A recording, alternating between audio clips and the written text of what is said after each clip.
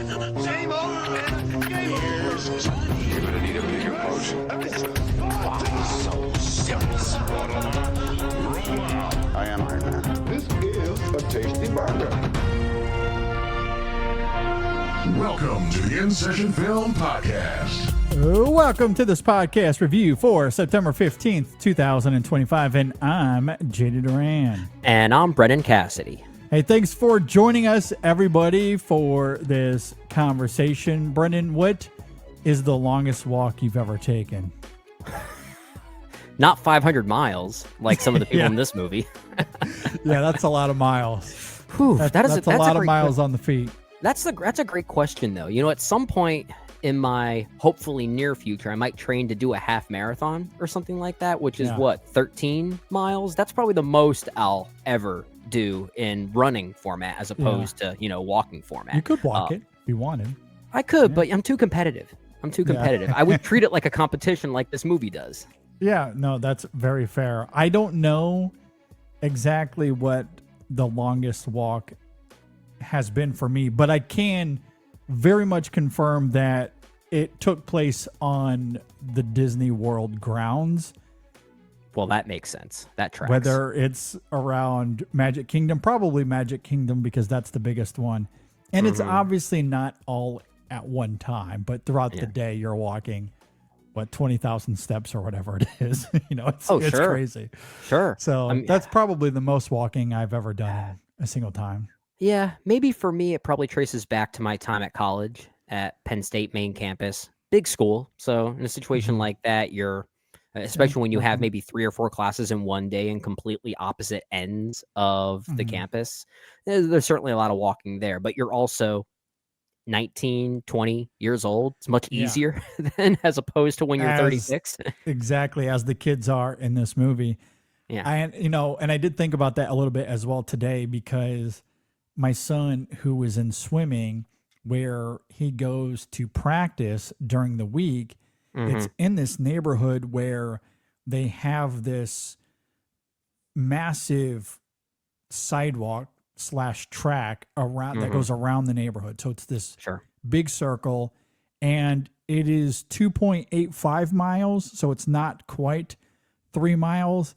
And we are able to walk it. And that's what me and my wife are doing when he is practicing. We're walking that's great. The track with Andrew. That's so great. We're getting some exercises. He's practicing. That's what we do Monday through Thursday. That sets a great example. When it's it not really raining. does. Yeah. And we're able to do that in just under an hour, around 54 minutes-ish, which when you do the math is close to 3 miles per hour, right? Yeah. So thinking about that in context of this movie, especially today after seeing the movie, how they maintain that pace for 500 miles is kind of insane. It makes sense of why, given the premise of the film, it is young boys that are in their Otherwise they couldn't do peak. it. Yeah. Otherwise you could not have this movie. Yeah, I will say there is one thing that is really brilliant about this movie, and I think it mostly comes down to Stephen King's original concept here, is that whether you're going into the original novella or going into this movie for the first time, you might find yourself thinking, oh, all they have to do is walk for 3 miles per hour. I could do that. I could probably do that. And then as the story plays out, you realize, oh, this is actually a lot harder than I originally thought. But I haven't read the book, so I can't comment on that. But having seen the movie, it does make you feel the difficulty of this specific situation. And I don't know if a work of art, and I haven't read the novel, so I'm not exactly sure. And maybe this is a little bit of an indictment on the film. But I don't know if a work of art can truly articulate 500 miles at that pace. Just doing an hour while my son swims at that pace. Now, maybe some of it is the Florida heat that you're also having to compete with. But an hour it takes its toll. And we're just doing 3 miles, which is quite a bit shorter than what these characters experience. I don't know how they do it. You mentioned I the don't. Florida heat, so I think given that this is based on a Stephen King story, this has to take place in Maine of all places. So it Yeah. probably feels a little different climate. Maybe the main heat and the temperature and the climate there is conducive to walking 500 miles at Yeah. that speed I mean, we see and a lot at of one kids in time. jeans and long sleeve shirts, unless that was the quote unquote dress code. But Yeah. I can only imagine that maybe the temperature is a little bit less boiling, to say the least, than something like Florida. Uh-huh. So probably a very different vibe. Yeah, for sure.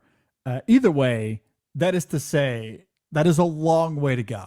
500 miles, 300 miles, 200 miles is a long way to walk at Mhm. one time, especially at that speed. And I don't know if you can truly wrap your mind around it unless you go out there and attempt to walk a long distance, Yeah. in one single go. Anyway, that is to say, an interesting premise, to say the least.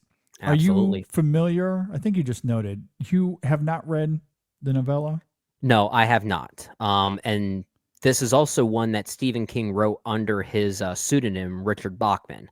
So even at the time it was released, it wasn't credited as a Stephen King story, but now people tend to very actively associate it as a Stephen King story, Mhm. which I do understand that, but it is one of his works that I've always had an interest in because I actually think some of his novellas and some of his shorter stories are actually some of the best things that he has ever written. So I've always had this one in the back of my mind, but I never Mhm. got I never took the time to read it. So this movie was my first ever Mhm. exposure to the material at hand, and from what I understand, there are quite a few deviations from the source material. Yeah, I haven't read it either, but I heard that as well, that it takes some liberties here. So I I hear the can't really ending's very speak to this. different. Yeah, that's what I heard as well. But I like that when it comes to film adaptations. We've talked about that forever on this Me show. too. There's no need for Yeah. it to be verbatim. It's a different Hmm. medium, a different form. You want to take advantage of the cinematic landscape. But because I haven't read the novel, I can't really speak to that in explicit details. But we'll, of course, do our best here Yeah. to talk about the film version of The Long Walk. With that out of the way, are you ready to jump into this?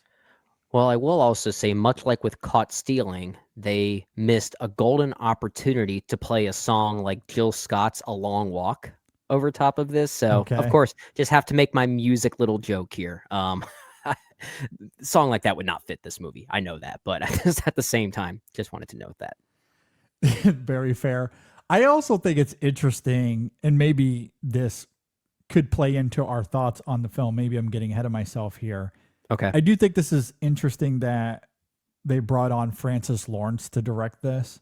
Oh, yeah, because it's basically a low budget Hunger Games movie. Yes. Yeah, it's essentially a Hunger Games movie, just I a think that little bit of a different premise. I think that's what I tweeted out. I basically called it the Hunger Games or Stand by My Middle American Hunger Games or something like that, or Yeah. something weird like that. And it's interesting that this is coming out in between two Hunger Games movies that he is involved with, right? There Yeah, there's a new was one coming. I forgot about that. Songbirds and Snakes a few years ago that he directed. Then he does this one. And then Sunrise on the Reaping is coming out next year, I think, or in 27, I'm not sure. But he is doing that film as well. So he's doing a pseudo spinoff of the Hunger Games with this film in between his two Hunger Games movies. Every time he tries to get out, they keep pulling him back in. Just, and obviously all of this is through the lens of Lionsgate as well. So clearly that was top of mind. Oh, I sure. don't know. I Super think they just want to crazy. keep people actively engaged in that property, and this was a way to do it without actually Yeah. making a Hunger Games movie, if that makes any Yeah. sense. Yeah. Let's keep in the same mindset, even though it's called something else entirely. Interesting. Even though Very this came interesting. way first, the original book was published Yeah. in what, Oh, yeah. 1979. So Something like that. in a Yeah. lot of ways, the Hunger Games, Suzanne Collins, who wrote the Hunger Games books, she probably owes a lot to Stephen Mhm. King's original story. 100%. Yeah. I don't know what the story is there as far as the inception of the Hunger Games novels, but Hmm. obviously the premise of that was far from being original. But I don't know if there was something specific. Maybe it was The Long Walk. Could be The Running Man. We're getting another Running Man later this year, so that's top of mind as well. Absolutely.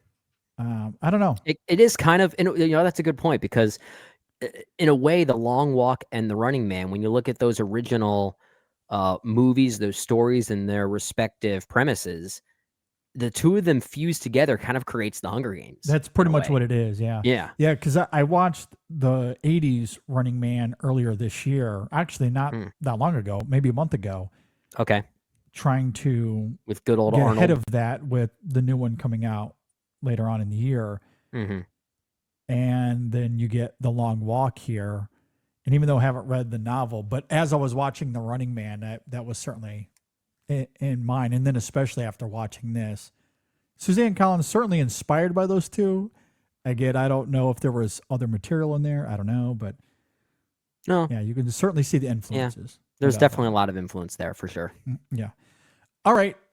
Let's get into The Long Walk. As we just noted, it is directed by Francis Lawrence, Mr. Hunger Games himself. This film stars Cooper Hoffman, David Jonsson, Charlie Plummer, Ben Wing, Judy Greer, Mark Hamill, and a bunch of others. There are 50 participants in this long walk. And most of them don't matter. And most of them do not matter. Most of them do not last very long. No. So with all of that said, if you're not familiar with The Long Walk, it is about a group of teenage boys. They compete in an annual contest known as The Long Walk, where they must maintain a certain walking speed or they get shot to death.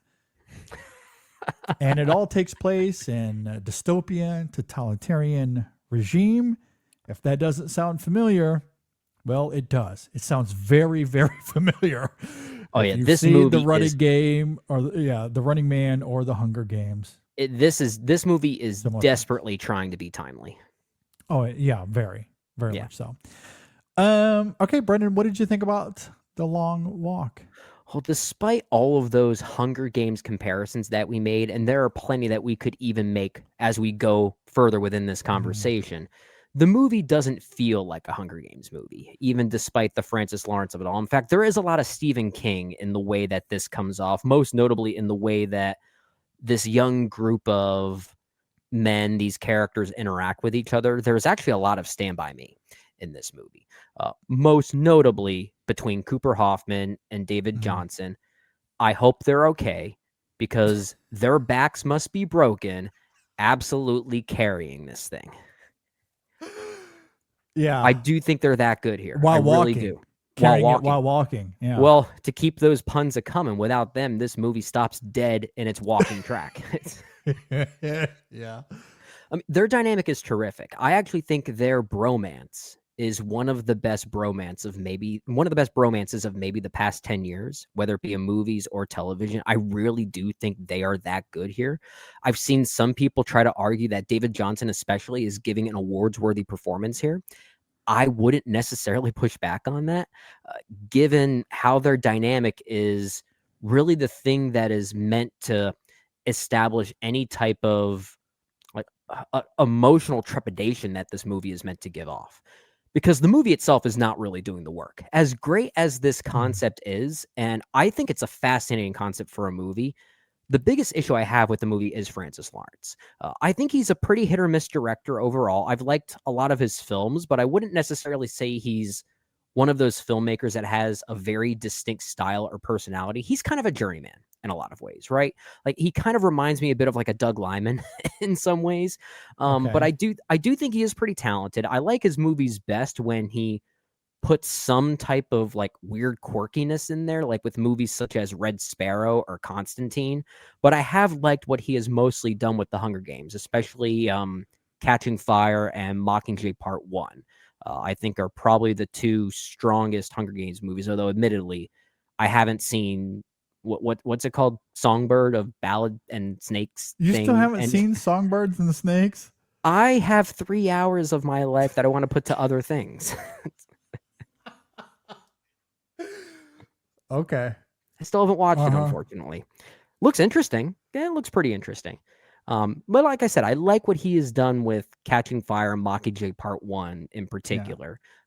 But I do think a movie like The Long Walk, with such a great premise and such timeliness that's at least attempting to go for, I kind of wish Francis Lawrence was able to trust the material a bit more, and I don't think he quite does. I think he cuts corners, not just from a narrative contrivance standpoint, but I think he cuts corners in some of the graphic nature and some of the violence here in order to kind of trick us into thinking that the movie is a lot more provocative than it actually is. And I could talk about some of those examples further as this conversation goes. Honestly, if it weren't for David Jonsson and Cooper Hoffman here, I'm not sure this movie would have worked that much for me. But the movie does know that they're the priority. Like if they work here, that's like maybe 60 to 70% of the movie actually working, which is kind of why I'm still sort of inclined to recommend it. It is sort of a middling recommendation for me because their dynamic is that good. I think as a drama between these two individuals and how they're affected by this world in particular, I do think the movie has something emotionally up his sleeve. I just don't think the movie itself surrounding them is up to par to that. And like I said, I do think it cuts corners in order to arrive at certain conclusions and deliver certain thrills that I don't know if it fully earns. But I can get into more examples as this conversation goes. Okay, first of all, I can't sit here and accept the Ballad of Songbirds and Snakes slander. That is a I good can't, movie. I can't slander. I just haven't seen it yet. I will not accept it, Brendan. Now, admittedly, in full transparency, I am a Hunger Games nerd. Yeah, you like these I movies more than I do, but like those movies a lot. yeah, I think they're overall quite good. Yeah, those Yeah. first three especially. Yeah, I think the first three are really good, but I also championed Mockingjay Part 2 as well. I think that's incredibly underrated and got way Okay. more criticism than it deserved. I still think Mockingjay Part 1 is better of the Mockingjay movies, but I think It's it an was a great interesting movie. extension Yeah. and loved where it ultimately went. And I think Ballad of Songbirds and Snakes is equally a great extension of those movies. So I am excited to see what Sunrise on the Reaping is going to be with him at the helm. I do like Francis Lawrence on the whole. I don't know if he's one of my guys per se, but also his filmography is quite limited, right? It's mostly Hunger Games, a really interesting Red Sparrow movie. I like that movie a lot. I think I that's think Red Sparrow's underrated. great. I liked I Am Legend. Constantine is Okay. weird and quirky, to your point earlier. Water for Elephants, I liked at the time, but I have not seen that film since its release in 2011. So I Sure, don't sure. know if I can really speak to that in an honest way. But so overall, a director I do admire, maybe He's not efficient. love, but He's efficient. He's reliable. I like Yeah. his movies. Which is to say, of the movies I've seen, and I've seen most of his movies at this point, The Long Walk, very much near the bottom for me. I think this film is Okay. okay. I don't think it's terrible, but I don't think it gets much beyond average. Unfortunately, and I'm not sure if this is the source material or if it's the adaptation, but this is one of those cases where its drama collapses under the weight of its gimmick. You have 50 participants in this walk, as we noted. Only one of them is going to survive. How do you inject thrill when all they're doing is walking the entire time? I don't think Francis Lawrence was able to overcome that particular challenge. I Many agree. of That's a good way the to put it. actions these characters take that eventually lead to their demise, I think is awfully contrived. They just don't make sense given the context of the situation. But without those contrivances, all you have is a movie where slowly over the course of a few days, people get tired, they can't keep up the pace, and are therefore killed. Maybe that's just not cinematic enough. It's not cinematic enough. So you have to develop characters that do things to compel drama. You have a character antagonizing another one. Mm-hmm. A character starts to have diarrhea. Characters start attacking guards. Some of it, to be fair, could simply be flat execution, but the Curly incident, for example, felt manufactured to me. The Rank incident was especially stagey. The action of Kali felt like it came out of nowhere. The guy, I'm not sure the character's name, forgive me, but the guy who begins to defecate, that starts off interesting to me. That would be a big concern for all of these participants. Sure. But again, with what's at stake, it comes to a point where you have to walk simultaneously because you know the next time you pause, the guy with the gun standing right next to you is going to shoot you in the head. And again, the action he takes feels like it's compelled or that it's driven by a contrivance. And I just don't love the execution of the moment. The best moments to me are the ones that are much less dramatic. It's the mental toll we see on these characters and the psychological unraveling that comes about. It's the internal hemorrhaging and how that manifests. It's one character getting sick. Those are all things that feel natural to what these characters are experiencing, and they seamlessly tether to character progression and the emotional underbelly of the film. Where this film works best, and I completely agree with you, it's when it is acting as a Richard Linklater-esque walk and talk. Linklater would have directed the hell out of this movie. And weirdly, I think it would have been more cinematic. I agree. There's something about the way he captures the outdoors in such a stationary way that he allows the landscapes themselves to feel like they're participating in the movie. Like the sense of place in Richard Linklater's movies are so purposeful and deliberate. And there's a missed opportunity for something like that here, I think.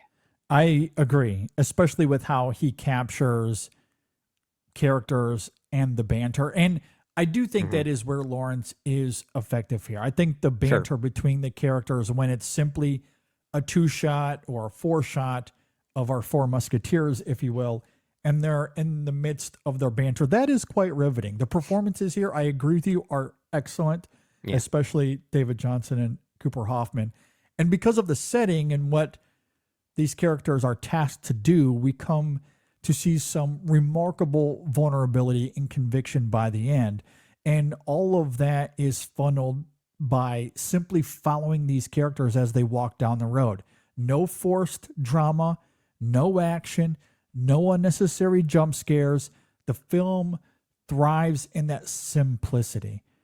And to be even more transparent, it's absolutely Lawrence at his very best as a director when it's just a 2-shot on the characters and he's not getting forced and bogged down in anything else. And because we know what's at stake, and I do want to talk about this maybe a little bit further in detail, because we know what's at stake, there's actually a lot of tension during those moments, during the walk and talk moments, because you still know that these characters could be shot at any moment. And we do hear the soldiers marking out warnings in the background. And the sound design, I think, is extremely effective in this film in terms of bringing thrill inside of that simplicity, inside of the walk and talk composition. That to me is where this film is at its best, and that's all it needed to do to invoke thrill. And I wish there was more of that instead of the contrived, oh my God, we got 50 characters we got to kill, do something big. Let's have them go up a big hill while they're tired in the middle of the night. So that's a great way to get rid of like 25 guys. That we'll never get to know. That are just cannon fodder, like we usually call characters that just have to bite the dust in a horror movie. I think you did a great job articulating why I felt a little disconnected with the thriller aspects of this movie and why I said it feels like Francis Lawrence is kind of cutting corners to deliver some, what I do feel like are cheap thrills, because I do agree with you when the movie relies on just the banter between these characters, or when some of them start developing certain forms of sickness, if you will. That feels more thrilling because it maintains this idea of what if one of them were to just die of natural causes, which honestly Mhm. I think could have been more thrilling of an approach to this material than just simply shooting them to death. And that's Mhm. probably more of a critique of the original source material than it is the movie, because I think that Yeah. is how it plays out there. So that's maybe Yeah. not necessarily a critique of the movie, but I do think And that's personally, important yeah. to my thoughts as well. That's why I wanted to note it up front at the beginning of my opening thoughts, because some of my criticisms here that I've lofted at the film and perhaps at Lawrence as well, it could come back to the source material. I just haven't read it, so I don't know. But that is very possible that these criticisms are mostly born there and Yeah. much less at the adaptation. I don't know. Someone else would have to It's speak to it's that. it's entirely possible that much of this is a Stephen King problem, which Mhm. I'm willing to admit. I like a lot of his stories. I don't think the man is perfect. I don't think he has For written. sure. No one Yeah, is. Yeah. I think he has a few blemishes as a writer that I've noticed in even some of the stories of his that I do love. Uh, Yep. and I feel like some of those are sprinkled in here, so I can't necessarily blame Francis Lawrence or even J.T. Molnar and his adaptation here. Perhaps these are things that they were merely obligated to portray because that was baked into the narrative already, and they really didn't have any other way to go. But I think given the way that this movie came out, there's something more thrilling for me personally of the idea that the criteria or the rules of this walk is that there are no warnings, there are Mhm. no gunshots. It's just a matter of who's the last man standing after everyone else just simply dies of natural causes or something like that. That's more thrilling to me because it Mhm. maintains this idea of what would these individuals be willing to do in that moment? They're forming friendships with these individuals, uh, bromances, as we said earlier. The friendship between Raymond and Peter, played by Cooper Hoffman and David Jonsson, respectively, is incredibly touching. But what if Mhm. one of them were to uh, almost die of natural causes? Would the other one just simply feel the need to abandon them or maintain them in this competition because it just satisfies their own loneliness, right? Like that's a psychological issue that is really compelling to me. And I do think this movie flirts with that. I just wish it did more than flirting with that, if that makes Mhm. sense. And I do think that's where Francis Lawrence is.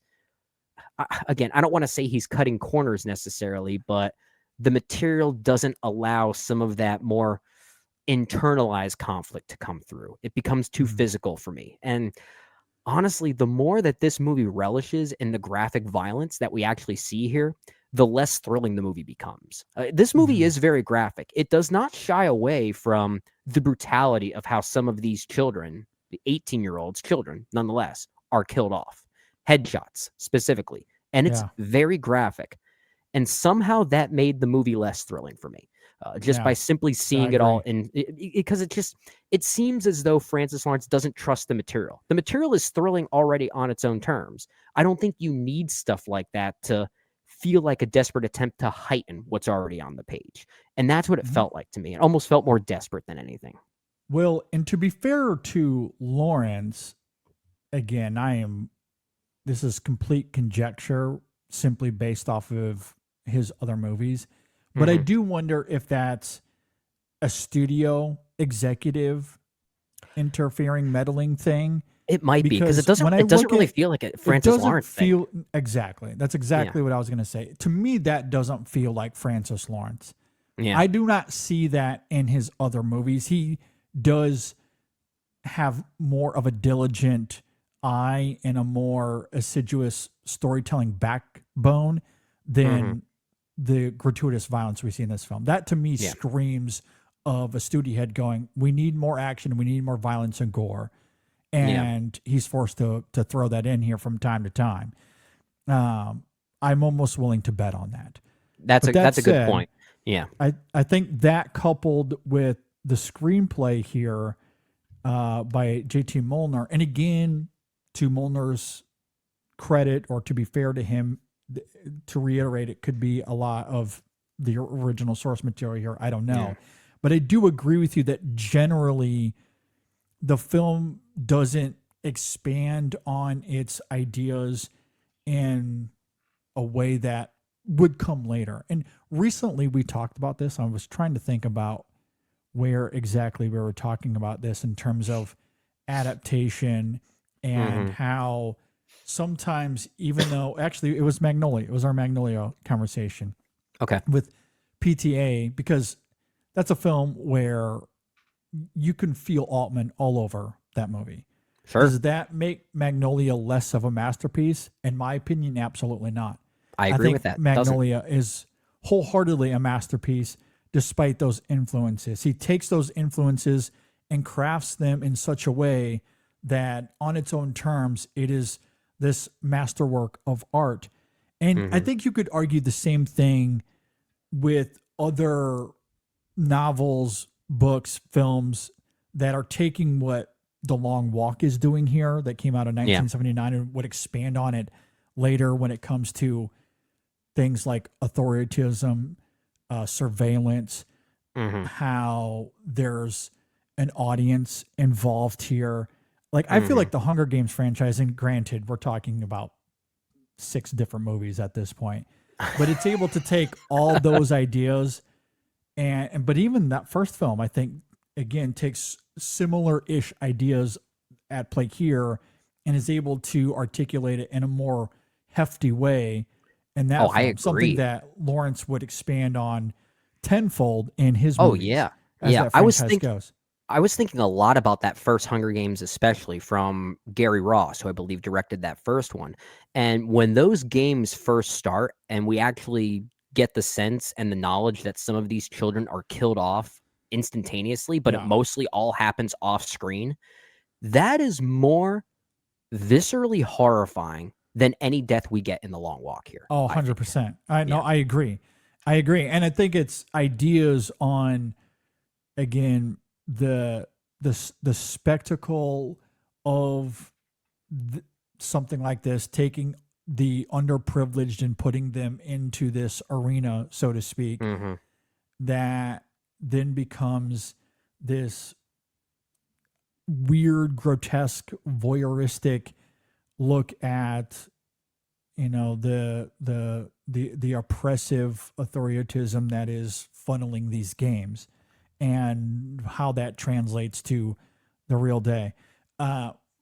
I just, again, that it could be the source material. I don't know. Like, this film dabbles in this stuff and it comes through in the best ways. Again, when it's simply the walk and talk and it's the Yeah. performers, it's the characters having conversations about why they're in this place, what they're going to do with their one wish. And we don't really get to know them in a truly complex way beyond Ray, the Cooper Hoffman character, and a little bit of Peter, the David Jonsson character.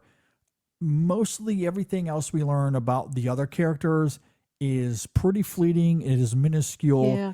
It is mostly about the camaraderie, which is why I ultimately love the Four Horsemen, because they form me a too. bond and a brotherhood that is truly felt. That is I agree. really great. Despite, like, we don't know much about their background. We don't know much about what led to this outside of the assumption that they don't come from much, which is why Yeah. they're in this to begin Yeah. with. But they're great ciphers for the world at large, this dystopian Yes. world at large. So the fact that we don't get much about what this world is or when it even takes place, I like that idea. So that's some credit I will give the movie by not giving us too information on what or when or why this is all happening. But I think this camaraderie, and even though some of these characters are not fully fleshed out, they act as representations of what this world looks like. And that banter allows the harrowing nature of this world to be felt in a way, more so than anything else that Francis Lawrence is doing as a director to heighten some of those thrills. Yeah, I agree. And I think again, to reiterate something I mentioned earlier, I think that's where Lawrence is at his best, is when he's able to be more subtle. And that's where I did find the Hunger Games Lawrence really at play here in this film. Sure. The best scenes for me are during the walk and talks, particularly when it's simply Ray and Peter, again, demonstrating the camaraderie that is forming between them. We do learn a little bit more about them individually, partially through little tidbits we learn about their background, but a lot of it is also the actions, the choices they make towards each other throughout this film. Yeah. And during those moments where we get to learn more about them, or we get to see that bond cement further, while what we see in front of the camera is the two actors, it is the characters having a conversation, and that is what the film is emphasizing right there in front of us.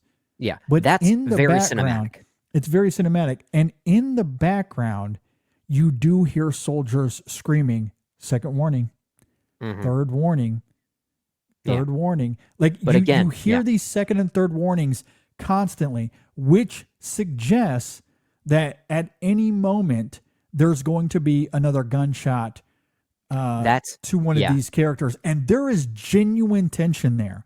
And that tension, I think, is way more affected than any of the fabricated, heightened drama that we see throughout this film when it becomes about these bigger moments and having to kill some of these characters off. That is the classic Alfred Hitchcock mantra, right?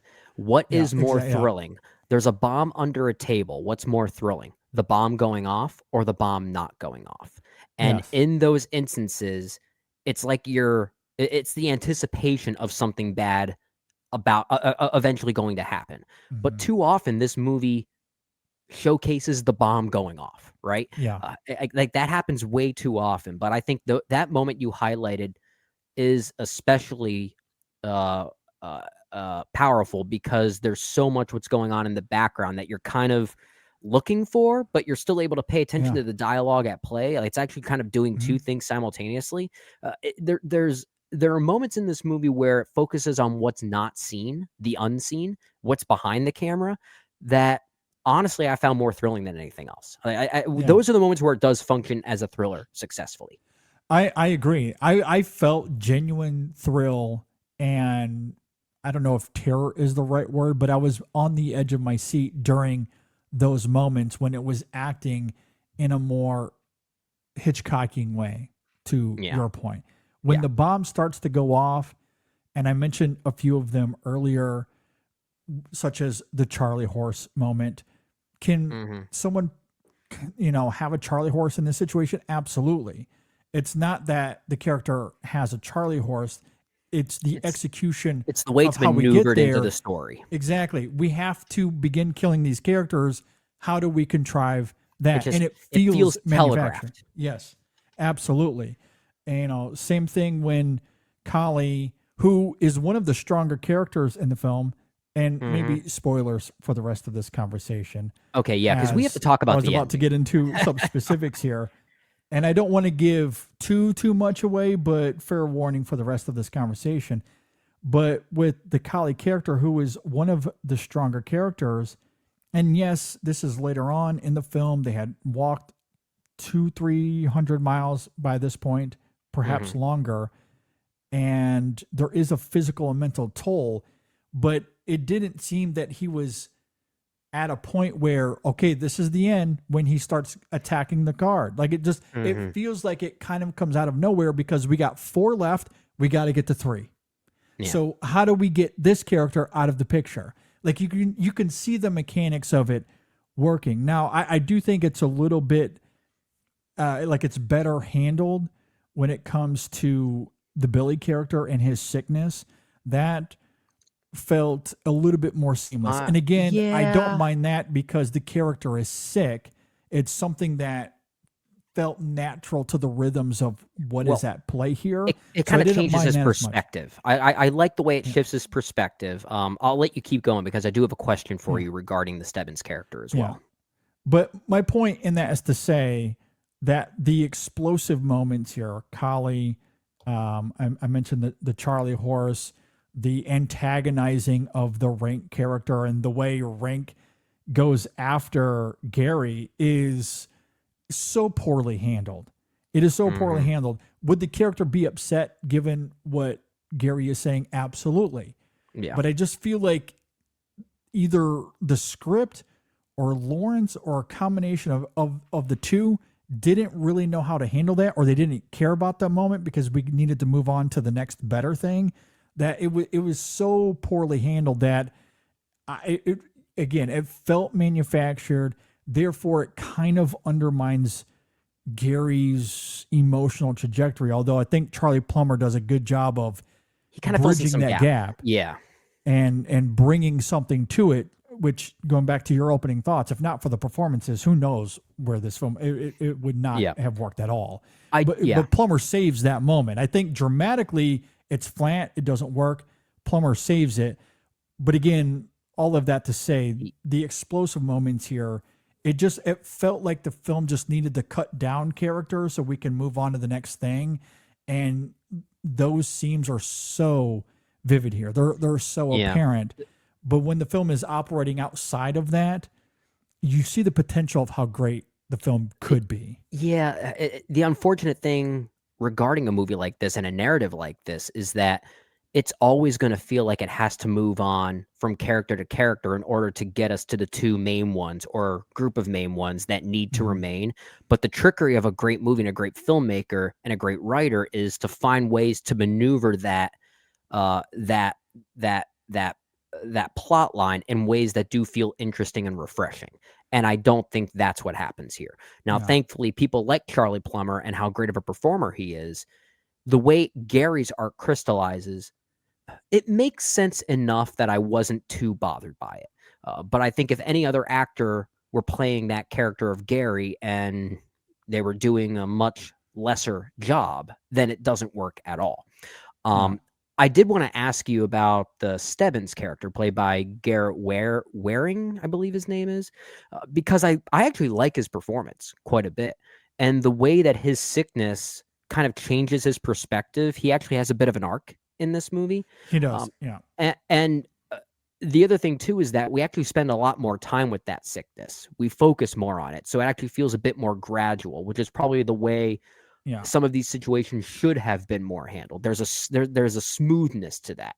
It's more efficient. I am not sure what to make of that surprise reveal involving him, which I kind of think means absolutely nothing, if I'm being honest.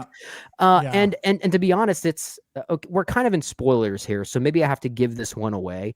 That particular reveal was so obvious to me, primarily because when Stebbins first gets his dog tag, which says number 38 on it, Mark Hamill, who plays the major, doesn't acknowledge any of the other kids in this walk except for Stebbins and says, "Good luck, son." So my first thought was, oh, that's going to be your son or something like that, isn't it? Like, that's the thing. The movie kind of gives it plays its cards all the time way too early. It doesn't trust its own material. And when you have a potentially great character like Stebbins and you resolve him in such a way that feels like it means absolutely nothing, and it's also so heavily telegraphed, it gets back to this huge issue that's surrounding this movie that may ultimately just be a Stephen King issue, as we keep talking about. I'm not really sure if it's a JT Mulner or a Francis Lawrence issue, but it just feels like it's cutting corners all the time, and it doesn't trust in its own material at the same time, too. Yeah, I do. Well, I was about to say I do want to revisit this film. I don't know if I do, though, in full transparency. But if I ever did go back to revisit this film, I would want to maybe fast forward to that moment, because my only, and again, this is mostly in theory, but I would want to go back to hear that conversation he has with Ray and Peter right there at the end, because I want to say that he says something to that point that it's less of a reveal, it's less of a surprise that from the beginning this was kind of obvious. He says something to that effect, I think, which, if that is the case, then it might be calling attention to itself. Yeah. Yes, that is in line of what you're thinking, in the sense that it is aware, the film is aware that it is acting that way. Like, it's trying to it is trying to make us aware, maybe. You might be right. Yes. You might be right. But I don't want to give the film too much credit until I go back and hear him give that speech, but my memory of it, and I just watched this 2 days ago as of this recording, is that I think he says something to that effect. And if that is the case, then I do think that maybe the film is kind of aware that it's maybe winking there a little bit at the beginning with that moment. Yeah. Maybe wink is the wrong word, but it's at least self-aware that it is ahead like it is holding your hand along the way for a very Yes. particular reason. But I think I would have been more on board with that had it not been for one specific thing. I'm curious to see what you think about this as well. But when that reveal involving Stebbins and how it relates back to the Major happens, my first thought was, oh yeah, that's right. Mark Hamill's in this movie. I totally forgot. Yeah, And he is underutilized. He's not in this film all that much, Well, really. and when he is, I don't think he leaves enough of an impact to No. make us fear the Major. And Yeah. I don't know if it's a Mark Hamill problem because he has done villainous roles like this before, most notably the voice of the Joker in Batman Mhm. the Animated Series, right? So he's capable of this kind of thing.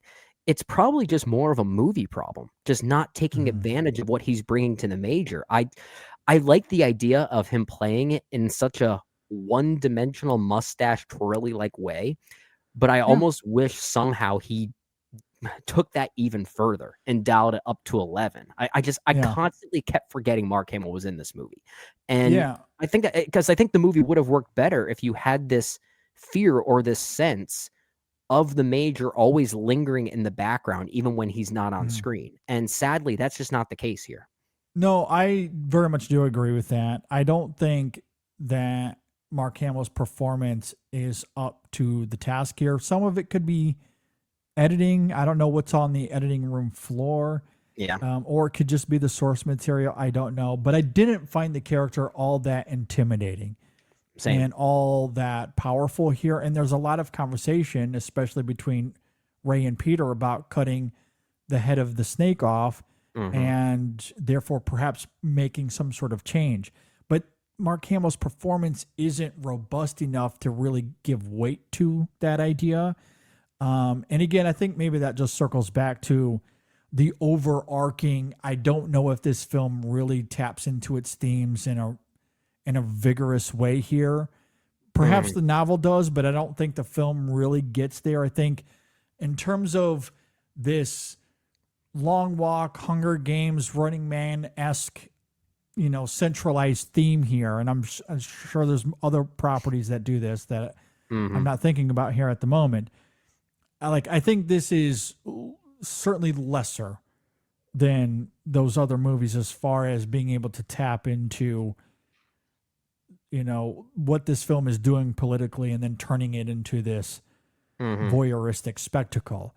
Yeah. At times, when this film does get there, I do find it compelling. I just don't think it gets there all that much. I'm with you. I'm with you. There is one moment in the film where I do think it does arrive at a very interesting sociopolitical thought, and it really is like the final maybe 5 minutes of the movie. It's the final scene, which I do think is quite good, primarily because I like how it ends in a very ambiguous way, thematically and even narratively. I'm curious to see what you think about this. We don't have to get into Okay. too many details, but the movie essentially ends with what I'll simply call an act of political violence.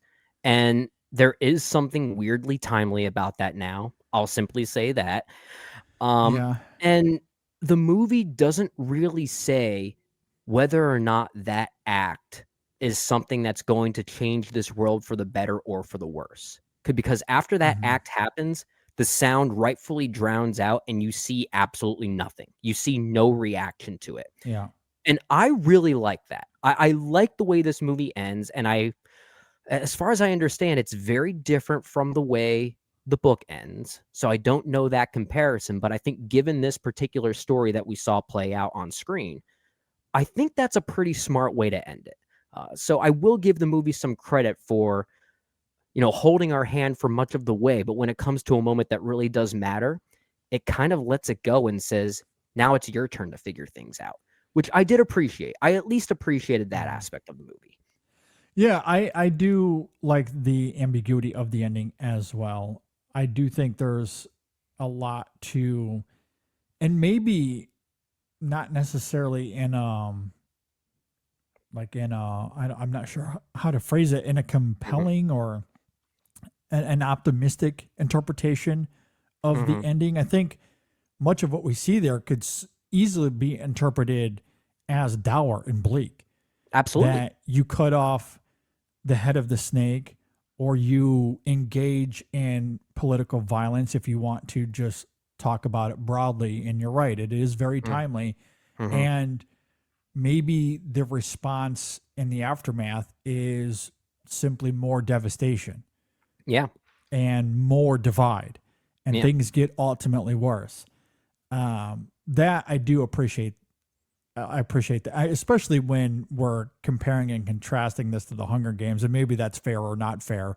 But obviously, given what the Hunger Games does, it goes in a very different direction that's trying to veer toward a change, like where the world changes in a drastic way, trying to move away from this authoritarian regime. Yeah. The Long Walk has no interest in any of that. And I very much do appreciate that it is taking that antithetical route. Yeah, there's much more of a murkiness with the ending of this film.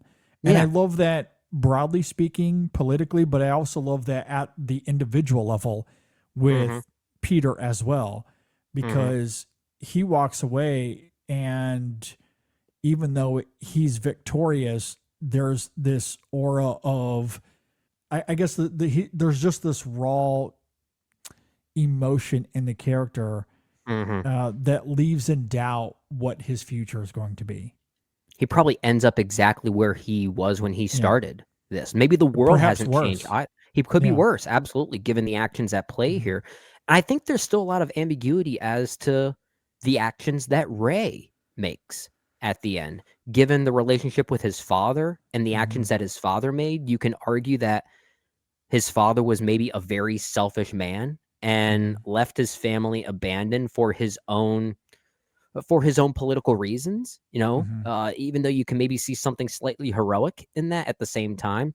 And Ray choosing to partake in this walk, this competition, Ray eventually does recognize that he is also being very selfish like his father was, but then makes a choice for Peter to support Peter's victorious final lap here. Yet at the same time, Ray is still leaving his mother childless. So you could still sort of argue he's finally making an act. Ray specifically is finally making an act for the betterment of someone else. But was it still a selfish decision now that he has left his mother without a child?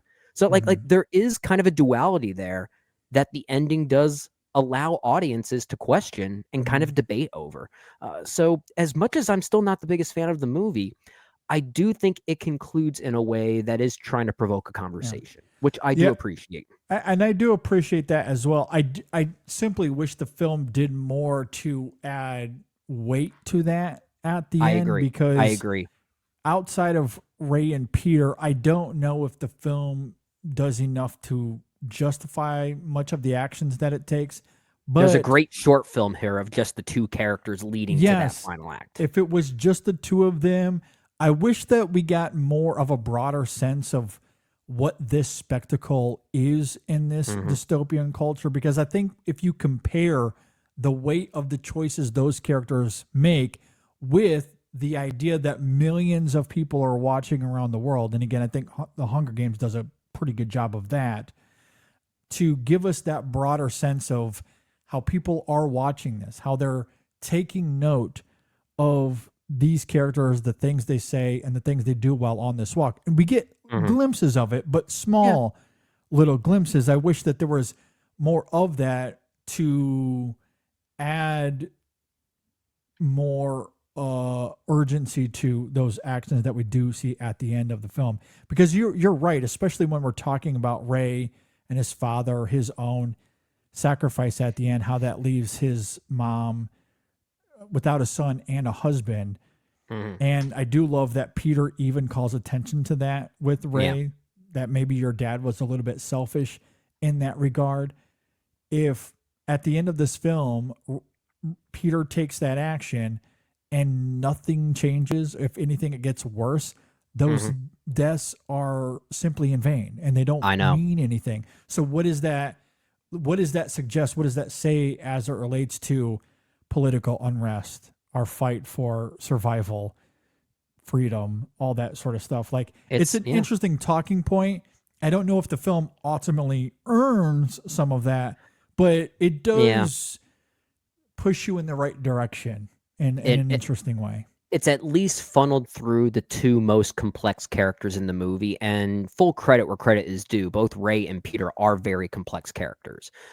If there was Mhm. more of that complexity with maybe them in the context of where the movie was going narratively, or maybe some of those complexities also could have funneled through some of these other characters, then maybe that ending would have been even more dramatically powerful than just being Mhm. an interesting sociopolitical thought to digest.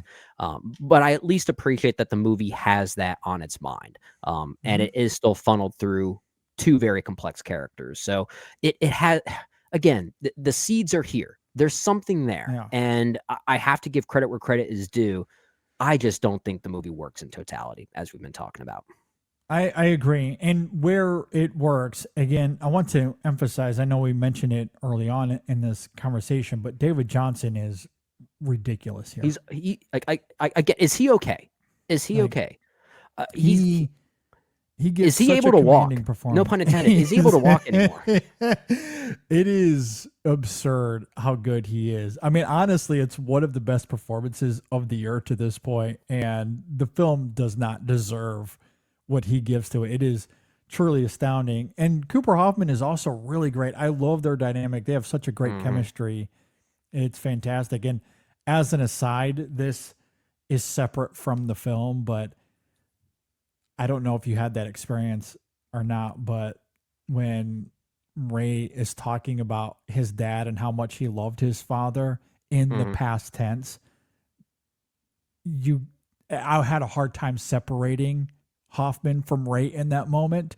And it's the one moment where I kind of got outside the film and Yeah, I there's like had a to bit of a gather meta myself. component, little meta Yeah, component to it. a little Yeah. bit of a meta component. And I don't know if Cooper Hoffman will be able to shake that. And again, not his fault at all, but in any film that will probably always be there if he ever has conversations like that. But Yeah, sadly, he might become typecast as the actor that misses his father. yeah, because yeah, I had to take a moment to get back into the film. And that's me. Mm. That's mostly on me, but it was an interesting little moment when watching this film. But Yeah. he is really good, and David Johnson's great. Ben Wing, I think, is really fun too in his little role. And again, what I love about his character is that the demise of him doesn't come at the result of a bomb going off. It Mhm. is miles and miles and miles of being overly exhausted, not having enough food and water, and then he just psychologically kind of unravels. So even Yeah. though ultimately there's a little bit of a bomb with him going after the the There's still a lot the of soldier there, uncertainty. It's prolonged in such a way. yes, I think the film earns that little bit of explosiveness where again all of the other bombs going off felt contrived, as we talked about earlier. That one certainly felt earned, and I felt the same way with. I'm trying to remember the other character, the other fourth musketeer here. Oh, That it's Arthur played by Tut Arthur, Knight. yes, Yeah. I love that moment as Or well. Like I Tut think the film, Nayu, I think his name is. Yeah. yeah. See, and again, that's fantastic because he's succumbing to internal hemorrhaging, something that after 500 miles of walking, again, it's a little bit of that theory you talked about earlier of natural causes. Yeah. It's nothing that feels like it's overly contrived because we got to get rid of this character. It completely Mhm. works, and there's a great little emotional moment there with the character that I think is great. So, yeah, the performances here do such a great job of filling in the gaps. Oh, They're yeah. really Yeah. great. The cast here is excellent. And I want to go back to Mark Hamill for just a second, mostly to springboard off of someone else's performance. But we talked about how with Mark Hamill, he's in this movie for very little. He's maybe in 3 Mhm. scenes, I guess, and really doesn't leave an impact. And part of the reason why I feel like I still need to criticize his performance as to why it doesn't leave an impact is because you also have Judy Greer right there making an Mhm. impact in only 2 or 3 scenes, which proves it could have been done. Like Mark Hamill could have done it. Mhm. Judy Greer is terrific in this movie Mhm. in 2 very key scenes. I think she showcases motherly catharsis in a very powerful way, I think. No, I agree. I agree. But even that second moment, the big one, is another one of those bombs going off that I don't know if it makes sense. As much as I love Cooper Hoffman and he's really great, I don't know if Ray's action there is in line with the trajectory of the character when moments before he's talking to Peter about his father and why he's in this and he's going to kill the major and I have these I think political it's convictions, and then well, seconds later I do an about face. It doesn't make 2 cents for the trajectory of the character, and that's not a Hoffman thing. That is purely a scripting. Again, I seeing the mechanics of this film kind of working I ki- against itself at times. I kind of bought that. That's a moment where I kind of bought that contrivance, if you want to call it that, primarily because the fact that he is now actually seeing his mom after all this time, the physical sense of her actually being there, that completely shifts things. And even one Mhm. character says, the second you see your mom, this whole game changes for you. And I think there's a psychological reaction that Ray has to not just the idea of seeing his mom. He talks it up for a while, but when he actually does see her and that time comes, there's a switch that goes Yeah. off. And while it does feel contrived, I think there is something to be said about how a family member that you love dearly, that you're doing this for, can really trigger you in such a different way. That one I did buy, and primarily Yeah. because of the fact that it's just simply his mom. And I think that relationship was established in a certain way. I can buy the psychology, I can buy the theory, I don't buy the execution. And Okay. again, I think it comes back to that maybe more than anything else. Sometimes I think it's contrived in a general sense, in a conventional sense. Sure. Sometimes I think it's simply the execution. Because another great example for me, and I mentioned this in my opening thoughts, is the character that begins to defecate. I think that moment is actually quite compelling because Me that too. is something that these characters would have to wrestle with. That's in line Yeah. with the being sick, with the internal hemorrhaging. Okay, you have natural body functions that you're going to have to grapple with. But the way it comes about in the end, especially after the first 3 warnings, so the next time you stop, you're going to die. And then the character's like, well, my time is up. I have no more left in this screenplay, so I'm just going to stop again. And again, it's an outside character, so we don't really know his mentality, but that's why, it feels contrived. Ultimately, even if I like the idea, I just don't think the execution is there. I find it flat. And it's a little bit of that same thing with that moment with Ray. That's fair. Where I like the idea. What you're talking about, I love on paper. It works wonderfully for me on paper. I don't think it works great in execution. That's fair. That's fair. So that's, whatever is causing that disparity, it could be a combination of all these things. I don't know. But I don't love this as a work of drama, but I love it as I don't love it as a work movie. of performance. I like it as a work of psychology, I guess. I like it a lot as an idea. As an idea, yeah. Yeah, this is quite easily like at the very bottom for Francis Lawrence for me. Like toward the bottom. Maybe not the very, very bottom, but toward the bottom. Yeah, I might agree with that. It's lesser for sure. Yeah. I still think his best movie is Red Sparrow. Red Sparrow's really good. Yeah. I do really like it a lot. Man, I'd have to watch Catching Fire and Mockingjay Part 1 again. I really deeply love those movies.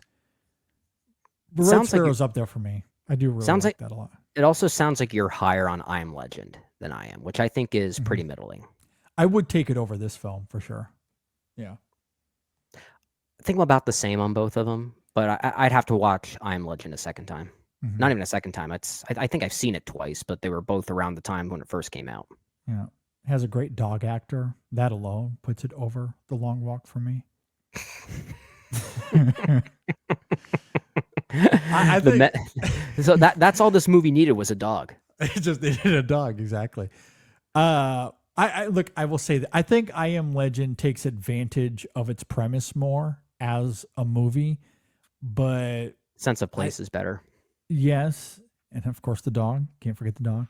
But The Long Walk has those two central performances that are genuinely out of bounds for a movie like this. Yeah, and there is Really, a visceral really good. and there is a visceral quality to The Long Walk. And while I don't think it nails some of its choices to emphasize the bleakness of this world, as we talked about, I like the idea that it is attempting to go for some type of bleakness. It's not a pleasant movie. This is not a blockbuster movie. This is not a PG-13 audience. It isn't. This is an adult movie, and it's going to be hard for many people, even our age, to stomach. Yeah. Yeah, for better and for worse. I agree. I agree with that too. Any other final thoughts you have here on The Long Walk? Yep. And as far as Stephen King adaptations are concerned, yeah, not one of my favorites either. No, not one of my favorites. Again, I cannot emphasize enough how good I think the performances are here, especially Cooper and Jonsson. And I think that the sound design is honestly one of my favorites of the year, or at least of the summer, if we're going to consider this a part of the summer. I think the sound design also helps save this film in a lot of ways, particularly when it's the walk and talk elements of the film. Genuinely great. Really, really good stuff. I just wish the film committed to more of that. But, I think studio executives would not have been okay with that. And ultimately, that's why this film is what it is. Yeah. Yeah. Oh, we should probably do a Stephen King movie draft at some point. I think that would be a lot of fun. Okay. We'll do it. All right. That is The Long Walk. If you agree or disagree with anything we had to say here, you can leave a comment below if you're watching on YouTube, if you're listening, on Apple Podcast or Spotify. You can reach out to us on social media, Facebook, Twitter, Instagram, Blue Sky. You can always email us, incessionfilm@gmail.com. All right, stay tuned. Episode 654 is coming your way. It is going to be our fall preview. So you can be on the lookout for that. We have a really fun way that we're going to do it this year. And I'm excited to get into that. That should be coming very soon. We have another podcast review of Conjuring Last Rites. Lane Mills, Megan Kearns got together for that review. That was a really fun conversation. They did a really great job. It was fun to hear why that did not work for them. It was quite compelling. So I urge people to go and check that out as well. Yeah. With that said, go take a long walk. Enjoy the rest of your week. And we'll see you guys next time on the In Session Film Podcast. God bless Cooper Hoffman and David Jonsson. Yeah.